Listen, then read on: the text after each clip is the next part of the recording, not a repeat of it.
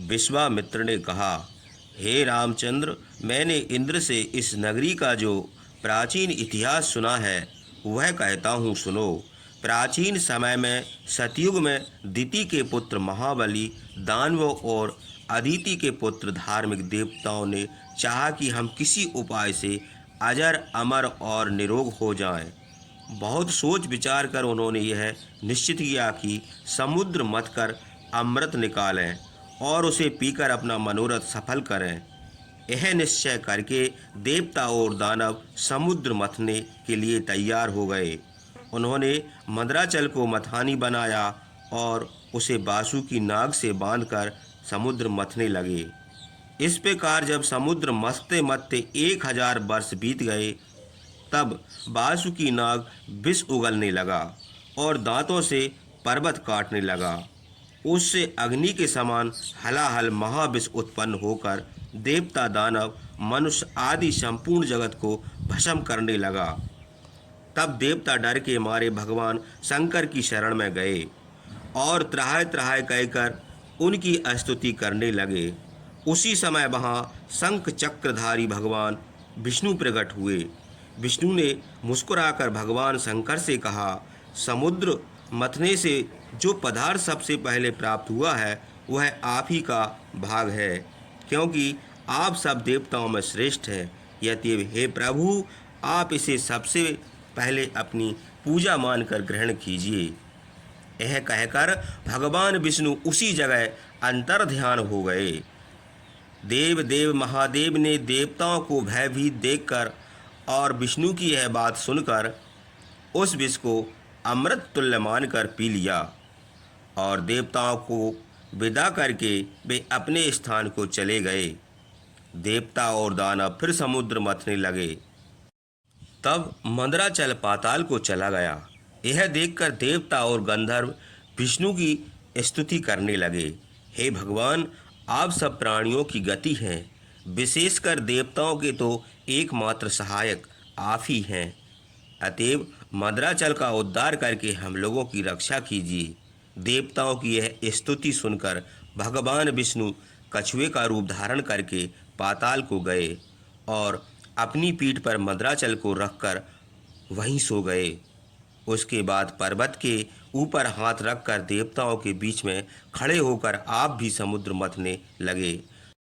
मथते मथते जब 1000 वर्ष बीत गए, तब आयुर्वेद के आचार्य धर्मात्मा धन्वंतरी हाथ में दंड और कमंडल लिए हुए समुद्र से निकले।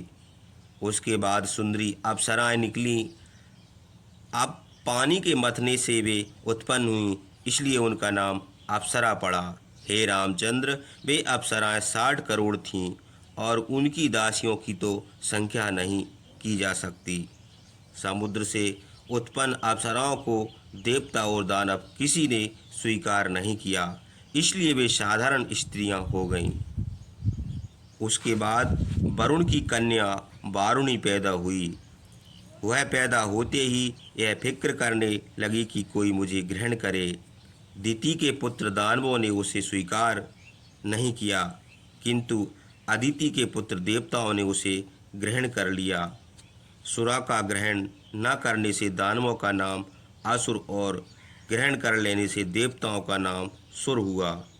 देवता सुरा का ग्रहण करके बड़े प्रसन्न हुए। उसके बाद उच्चैश्रवा घोड़ा, कौस्तुभमणि और अमृत उत्पन्न हुआ। हे रामचंद्र, अमृत के लिए देवता और दानवों में घोर संग्राम हुआ और दोनों कुलों का बड़ा क्षय हुआ।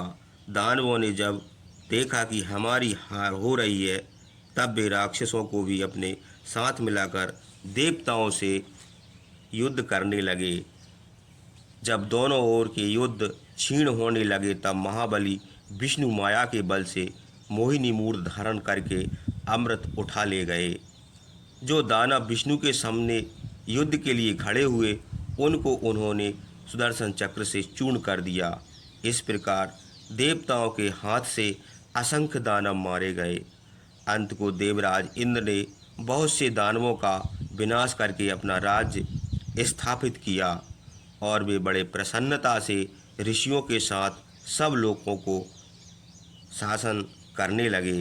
हे रामचंद्र, अपने पुत्रों का विनाश होने पर दानवों की माता दिति को बड़ा दुख हुआ। उन्होंने अपने पति कश्यप से कहा, भगवान, आपके पुत्र देवताओं ने मेरे पुत्र का विनाश कर दिया है। यदि मैं तपस्या करके इंद्र का विनाश करने वाला पुत्र प्राप्त करना चाहती हूँ। हे भगवान, आप मेरे गर्भ से इंद्र का विनाश करने वाला पुत्र उत्पन्न कीजिए। दिति की यह बात सुनकर महर्षि कश्यप ने उत्तर दिया, तुम्हारी इच्छा पूरी होगी, तुम्हारा कल्याण हो। यदि तुम पवित्रता से रहोगी तो 1000 वर्ष पूरे होने पर इंद्र का नाश करने वाला पुत्र प्राप्त करोगी। यह कहकर महातेजस्वी महर्षि कश्यप उनका स्पर्श करके और तुम्हारा कल्याण हो यह आशीर्वाद देकर तपस्या करने चले गए। उसके बाद दिति कुशलभ्य नामक स्थान में जाकर तपस्या करने लगी। उस समय देवराज इंद्र वहां आकर उनकी सेवा करने लगे। दिति को अग्नि, कुश, लकड़ी, पानी और फल फूल आदि जिन वस्तुओं की आवश्यकता पड़ती थी वह सब इंद्र ला देते थे। यहाँ तक कि जब दिति को थकावट मालूम होती थी तब इंद्र उनके हाथ पैर भी दबा देते थे और हमेशा उनकी सेवा करते हुए उन्हीं के पास रहते थे। इस प्रकार 990 वर्ष बीतने पर दिति ने प्रसन्न होकर इंद्र से कहा, बेटा, 10 वर्ष मेरी तपस्या में और बाकी हैं। तपस्या पूरी होने पर तुम्हारे भाई होगा, तुम्हारा कल्याण हो। यद्यपि मैंने तुमको जीतने के लिए यह पुत्र उत्पन्न करना चाहा था, किंतु अब तुम उसके साथ तीनों लोकों को जीतोगे और सब सुख भोगोगे। तुम्हारे पिता महात्मा कश्यप ने मुझे वरदान दिया है कि 1000 वर्ष बीतने पर मेरे गर्भ से पुत्र उत्पन्न होगा।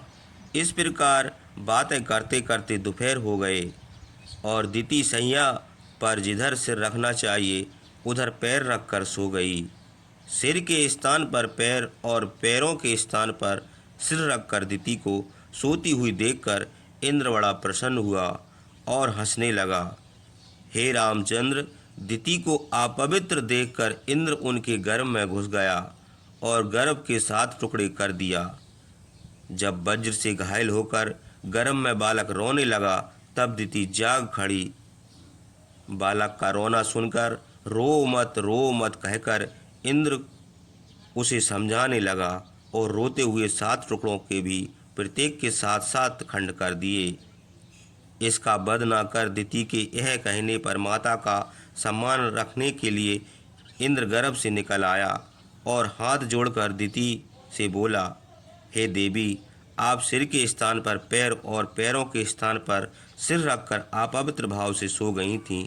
यह मौका पाकर मैंने अपने शत्रु के 7 टुकड़े कर डाले। मेरा अपराध क्षमा कीजिए। अपने गर्भ को खंडित देखकर दिति बहुत दुखी हुई और नम्रता के साथ दुर्धर्ष इंद्र से कहने लगी, देवराज, तुमने मेरी अपवित्रता के दोष से मेरे गर्भ के 7 टुकड़े कर दिए। यद्यपि इस विषय में तुम्हारा कुछ अपराध नहीं है। जो हो, गर्भ के नष्ट होने पर भी मैं तुम्हारा प्रिय करूँगी।